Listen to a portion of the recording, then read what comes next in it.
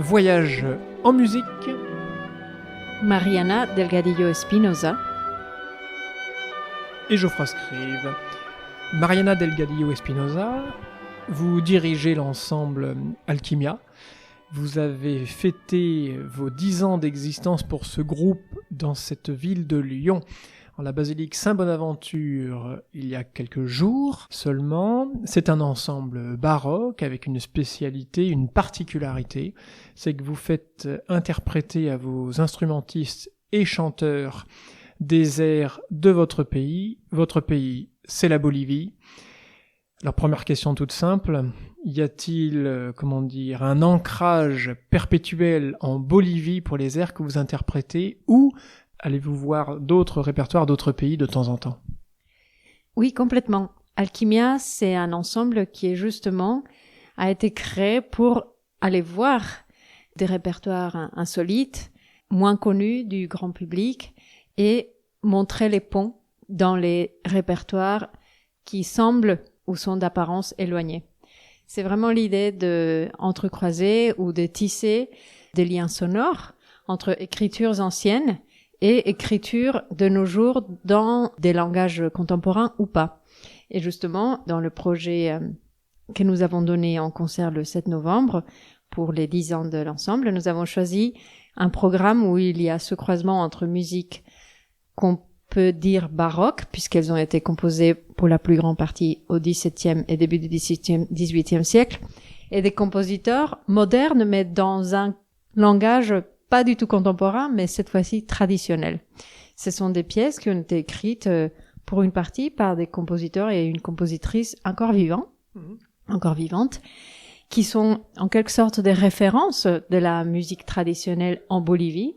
Et notre souhait avec ce programme, c'était montrer comment les héritages musicaux anciens sont encore vivantes dans les écritures d'aujourd'hui et aussi dans les pratiques d'aujourd'hui.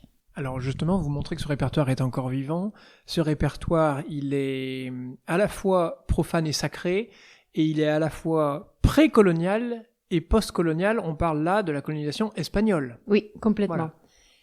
Il est plutôt colonial, et alors on pourrait dire que la partie précoloniale, elle est identifiée en tant que telle à cause de son, si l'on veut, pas complètement européen qu'on peut entendre dans ces musiques. C'est ça. Mais en vrai, comme il n'y a pas de source écrite de la musique précoloniale, eh bien, on peut juste assumer que c'est le cas.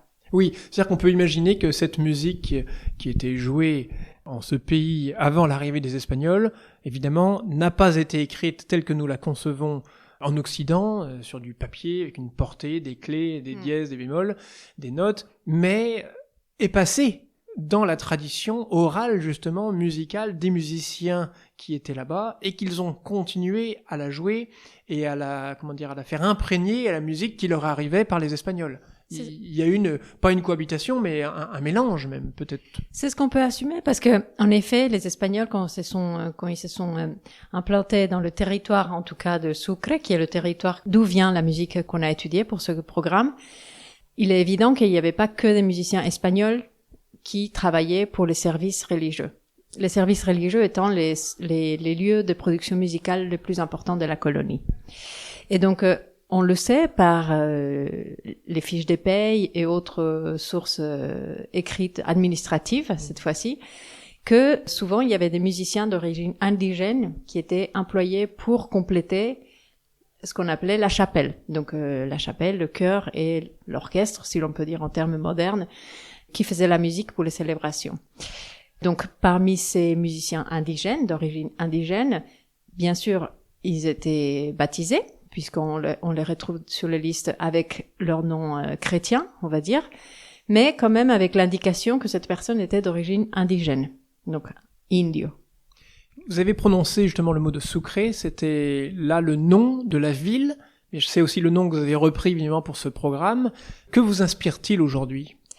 Eh ben, Sucre, c'est aujourd'hui la capitale de fondation du pays qui est la Bolivie. La capitale administrative et à la connaissance de tout le monde, c'est plutôt La Paz. Sauf que Sucre, c'est le lieu où il y a eu donc, il a eu lieu la fondation de la République de la Bolivie.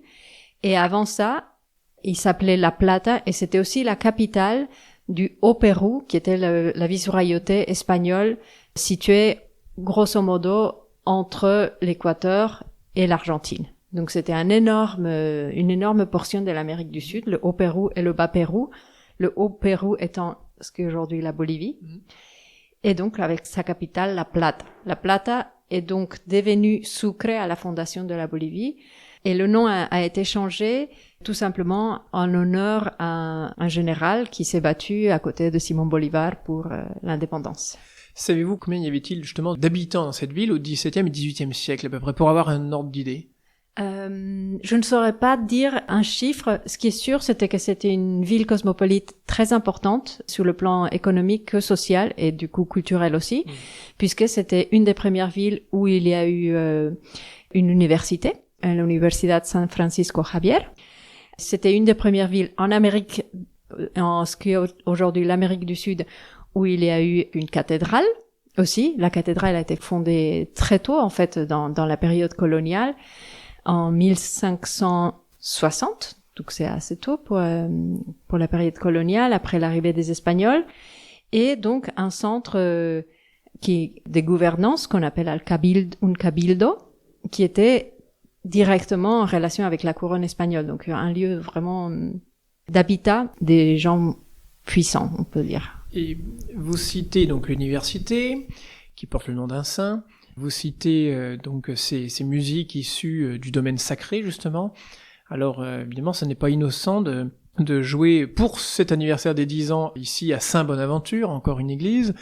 Quelle part, pour vous, revêt justement ce côté sacré dans votre musique? Est-ce que vous cherchez aussi à perpétuer un message ou à faire simplement sonner cette musique là où elle a été conçue, pour des acoustiques où elle a été conçue? Non, pour moi, ça va un peu plus loin que ça. Bien sûr, il y a l'idée de contextualiser ces musiques, donc les jouer dans des lieux sacrés, dans des lieux de culte. Mais il y a aussi le message d'un point de vue personnel de ce qui est l'expérience de la religion. Donc, comme beaucoup de Boliviens, je viens d'une culture catholique, d'une famille avec une pratique catholique. Et dans notre éducation et parmi nos activités d'enfance, les festivités religieuses étaient d'une très grande importance parce que on dansait pour ces fêtes religieuses. Je faisais partie d'un groupe de danse depuis mes 6 ans qui se préparait pendant toute l'année pour aller danser le 15 août pour la Vierge, le carnaval, le 16 septembre, à la fête de la Saint-Jacques, le 25 juillet, et ainsi de suite. Et donc, en quelque sorte, ces festivités rythmaient notre vie familiale, parce que pour ma famille, c'était une activité très importante. Et aussi, mine de rien, celui de tous les danseurs et danseuses qui participaient à ces défilés, où nous, on dansait une danse tous les ans avec la préparation des costumes, des pas, des chorégraphies, mais c'était pas du tout la seule danse. La multitude de danses, pour le coup, complètement à l'origine du métissage entre la culture indigène, espagnole et africaine, représentait cette richesse et diversité culturelle qui s'était enclenchée, en tout cas, ou qui est née pendant la période coloniale. On imagine que vous arrivez ici en France, en quelle année déjà? En 2004. En 2004. 20 ans déjà. Quel a été le choc pour vous, à moins que peut-être que vous le saviez avant de venir, mais de la différence de pratique? C'est-à-dire, peut-être avez-vous trouvé nos assemblées dominicales un peu ternes, un peu rigides, un peu sombres parfois, peut-être par rapport aux couleurs, aux danses, aux costumes que vous pouviez voir chez vous? Bon, alors le choc, il a été d'abord d'un point de vue thermique, parce que j'ai eu très froid les premières fois que je suis allée dans les églises. Et après, bon, pour moi, c'était vraiment une découverte. Je suis venue en France parce que je suis tombée amoureuse de la musique française, mais européenne aussi, et puis orchestrale, puis vocale, et ainsi de suite. Donc pour moi, c'était au début, j'ai pas forcément porter un jugement, mais juste Je me suis juste dit que c'était pas comme ça que j'avais l'habitude de pratiquer, mais bon. Ce qui est sûr, c'est que ce soit dans la religion ou même dans d'autres aspects de ma vie en Europe et en France, ce qui m'a manqué assez souvent, ça a été l'acte de la danse. Alors heureusement, je me suis pas rendu compte de ça tout de suite, parce que quand je suis arrivée en France, je suis arrivée à Nantes et j'ai rencontré beaucoup de personnes de Bretagne qui m'ont amené très vite à des fest-noz. Ah, et nous arrivons au fest-noz breton. Voilà, et donc c'est pour ça que je me suis pas rendu compte tout de suite que ça me manquait, parce qu'en fait, je continuais à avoir une activité de rassemblement uniquement par la danse, la musique, et finalement, j'étais un peu comblée, on va dire. Peut-être même parfois en costume. Oui. Complètement. Et surtout avec tous ces instruments nouveaux que j'avais jamais vus ni entendus. Voilà. Le biniou. Ouais, c'est ça. Et puis les chants en breton, cette manière de chanter avec cette technique vocale hallucinante que j'avais jamais vue. Donc j'étais en quelque sorte comblée par cette découverte aussi très très belle. Et c'est plutôt en venant à Lyon que ça a commencé à me manquer. Et bien sûr, je me suis pas rendu compte non plus tout de suite, parce que j'ai été submergée dans les études de ces merveilleux conservatoires qui est le supérieur de Lyon, où j'ai donc commencé à approfondir mes connaissances dans les musiques anciennes et dans les manières historiquement informées de les traiter, de les étudier. Et donc j'ai été fascinée par ce monde, et c'est en quelque sorte grâce à ça que je me suis réintéressée à la musique traditionnelle bolivienne. C'est parce que j'ai trouvé dans les manières d'aborder les musiques anciennes, justement, qu'il y avait une partie écrite très succincte, où il fallait justement chercher presque de la tradition orale, mais à petits pas, en tentant, que je suis revenue vers la musique traditionnelle. Quelle a été votre formation justement au Conservatoire supérieur de musique et de danse de Lyon? Je crois que vous avez été élève de Nicole Cortic. Nous avons eu la joie et la chance d'avoir à cette antenne. Qu'est-ce que vous avez pu retenir de ces enseignements?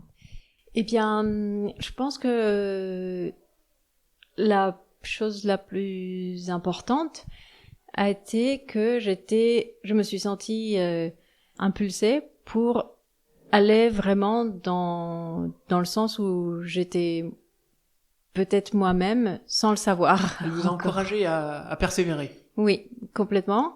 Et puis aussi à chercher tout le temps. À chercher tout le temps, à être une curieuse et aller au plus profond de l'être lorsqu'il fait de la musique. Je crois que vous avez justement participé à des concerts avec elle. Oui. Votre ensemble Alchimia, il faudra peut-être revenir d'ailleurs sur le sens de ce mot Alchimia, a fait partie du projet 40 avec Thalys, avec Thomas Thalys, dont on a pu parler avec elle, c'est-à-dire un motet à 40 voix. Tout à fait. Donc Alchimia a pris part de ces énormes projets avec 40 chanteurs, et nous avons eu la chance de participer déjà dans l'interprétation de cette pièce. On a assuré les parties d'un chœur, parce qu'il y en a 8. C'est ça. Et ensuite, il nous a été confié une pièce unique dans son genre, qui est une pièce chorale, mais sans son, uniquement pour geste. Alors bien sûr, cette pièce, elle nous a été confiée par Nicole en connaissance de mon intérêt et de l'expertise assez importante des chanteurs, de l'ensemble, qui est d'être ouvert aussi à des nouvelles formes, à l'exploration, notamment en termes de musique contemporaine. Et donc, on a interprété la pièce de geste de Thierry Demey, qui est une pièce chorale pour 5 chefs, si on peut dire, seuls. Alors, seul parce qu'il n'y a pas de chœur en face, mais entre nous, il s'agit vraiment d'une écriture en contrepoint, en unisson, en harmonie. C'est vraiment de la belle écriture musicale pour gestuelle, qui se fait uniquement guidée par son souffle et sa pulsation intérieure, et en connexion avec les autres en face. Comment recrutez-vous? Ça m'amène à parler du sujet du chœur que vous dirigez. Comment recrutez-vous vos instrumentistes et vos chanteurs? Parce que, vu le niveau qui a pu être observé à Saint-Bonaventure pour les 10 ans, on se doute que forcément, ce ne sont que des professionnels. Oui. Oui, oui, ce sont tous des professionnels. Et de haut niveau. Oui, alors en ce qui concerne le recrutement des instrumentistes, il s'agit pour beaucoup des personnes avec qui j'ai fait mes études au CNSM à Lyon. Ce sont des personnes avec qui on a tout de suite sympathisé parce qu'on avait en commun cette curiosité vers des répertoires transversaux, on va dire. Donc, ce sont forcément des spécialistes de la musique ancienne, mais très intéressés aussi pour toute autre forme musicale ou écriture. On a par exemple dans l'ensemble la violiste, viole des gambes, Nolwenn de Guern, qui est aussi une spécialiste dans les musiques médiévales, qui joue avec des ensembles comme Alla Francesca et autres. Donc elle joue les vielles médiévales, les vielles archées. Elle joue aussi beaucoup de musique renaissance, baroque bien évidemment, mais elle joue aussi la basse électrique. Et voilà, et donc s'aventure aussi dans d'autres répertoires bien éloignés du baroque. On a aussi un percussionniste qui est programmateur musical, qui peut faire du code dans l'écriture pour l'électronique par exemple. On a un guitariste qui est aussi théorbiste, luthiste, qui fait aussi de la musique des Andes.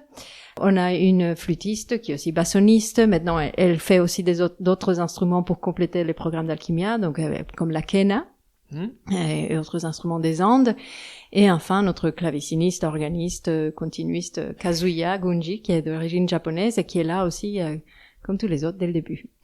Magnifique. Et alors pour les chanteurs, parce que avoir la présence sur scène, par exemple, je crois, de Camille Joutard, c'est impressionnant de voir une telle présence, une telle, si je puis dire, aisance sur scène, avec une voix qui porte dans toute cette basilique. Comment les recrutez-vous? C'est également des contacts de conservatoire? Alors, c'est également des Camille, par exemple, mais pas que. Ce sont pour beaucoup des personnes qui ont fait des études en même temps que moi, au conservatoire. À nouveau, ce sont beaucoup de personnes qui sont polyvalentes. Ce sont des chanteurs qui jouent soit d'autres instruments, soit qui dansent, soit qui sont architectes, qui sont chefs de chœur aussi. Donc, ce sont vraiment des personnes polyvalentes et surtout, donc, pour la plus grande partie, ils sont avec nous dès le début.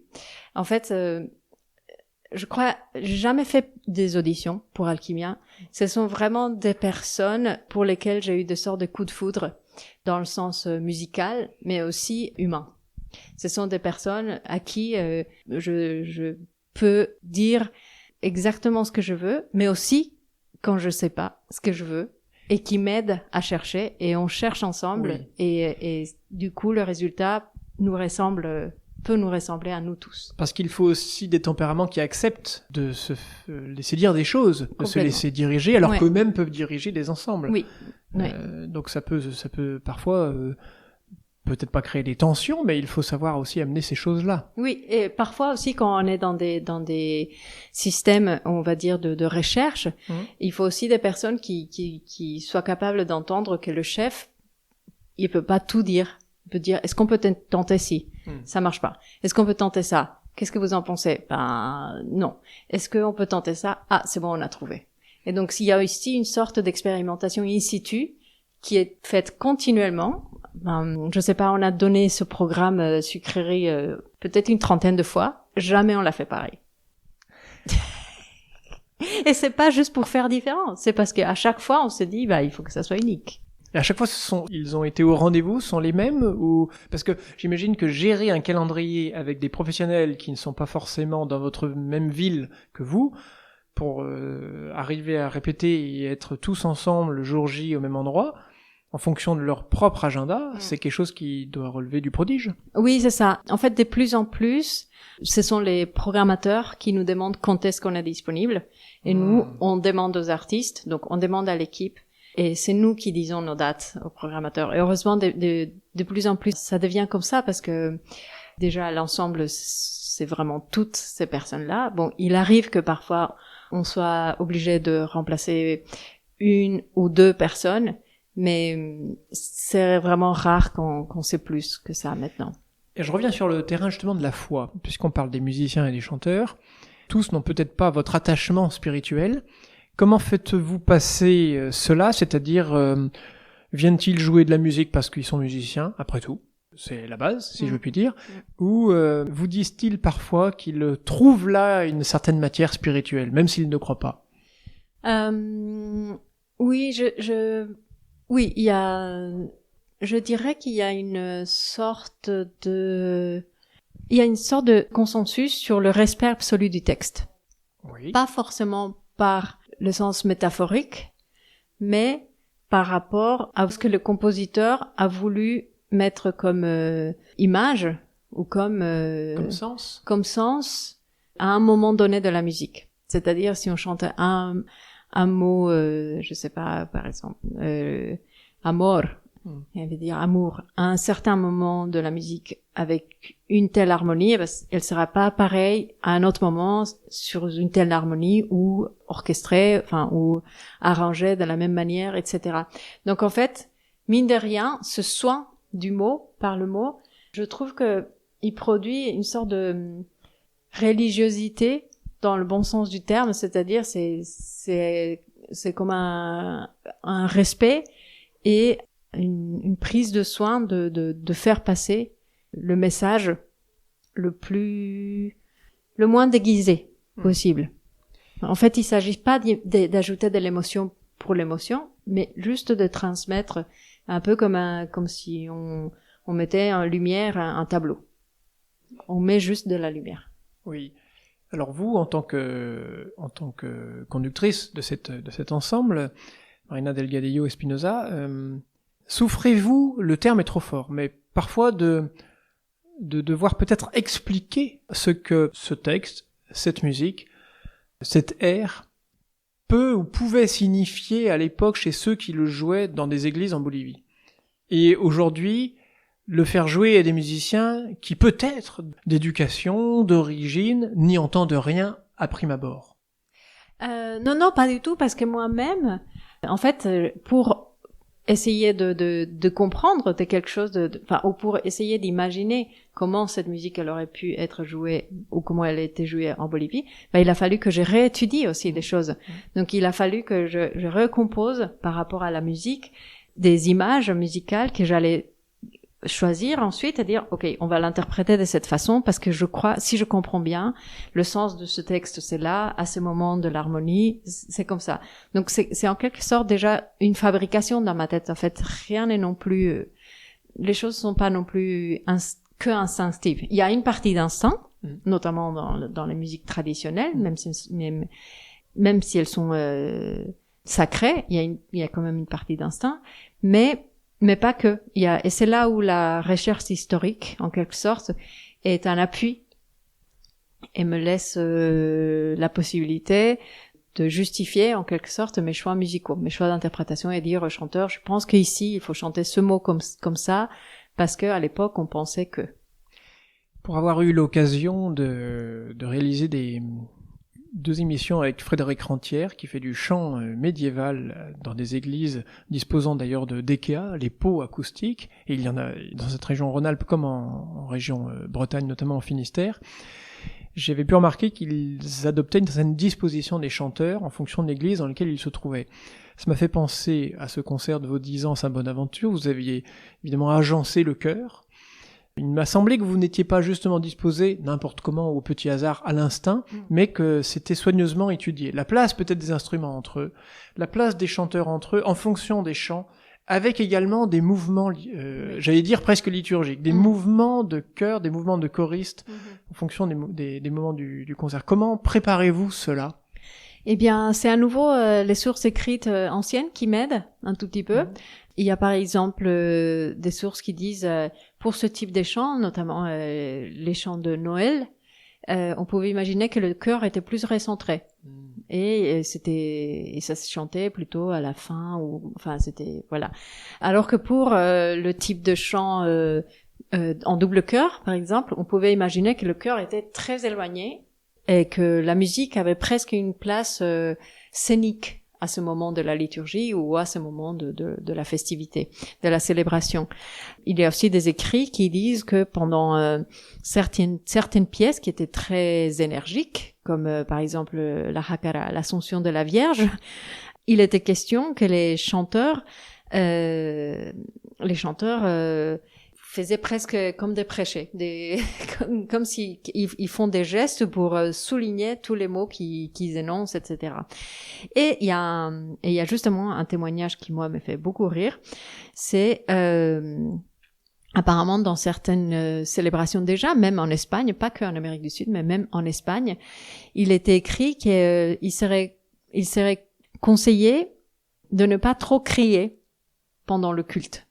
Donc, parce que les gens faisaient des exclamations et tout ça.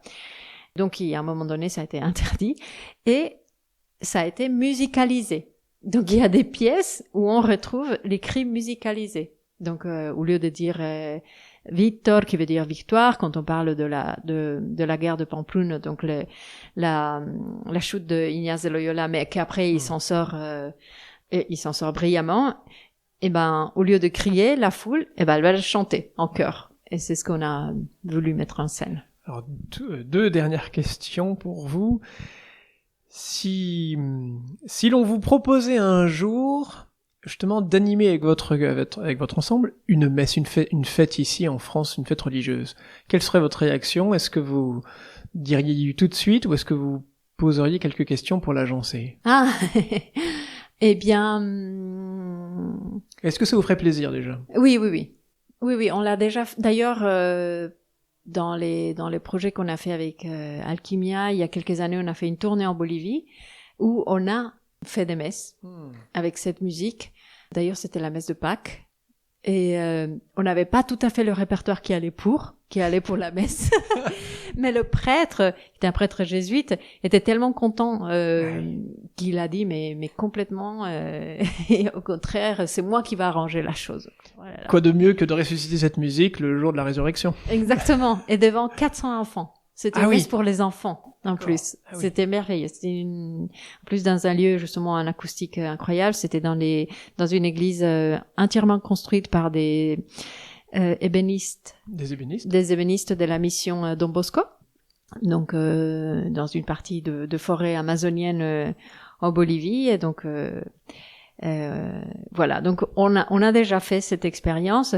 C'est vrai que, à cette occasion, l'expérience avait été très belle, justement, parce qu'il y a eu ce temps de partage avec le prêtre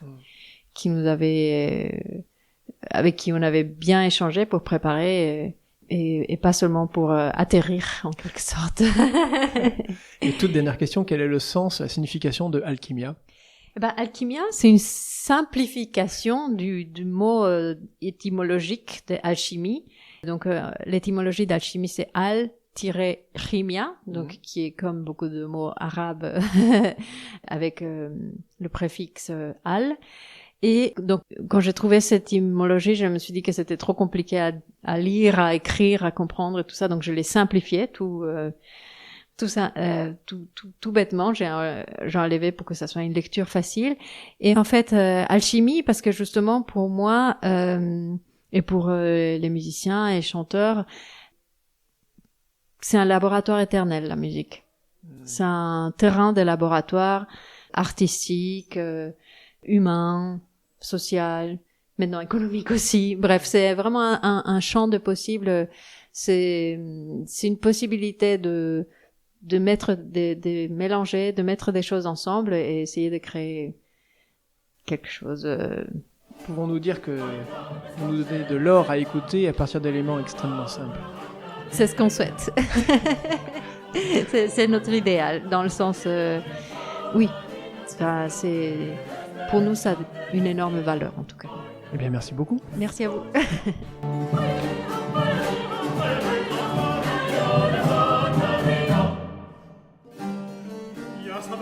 Vuestras mercedes, que aquella manzana antigua, en que Dios busca el presento y el hombre el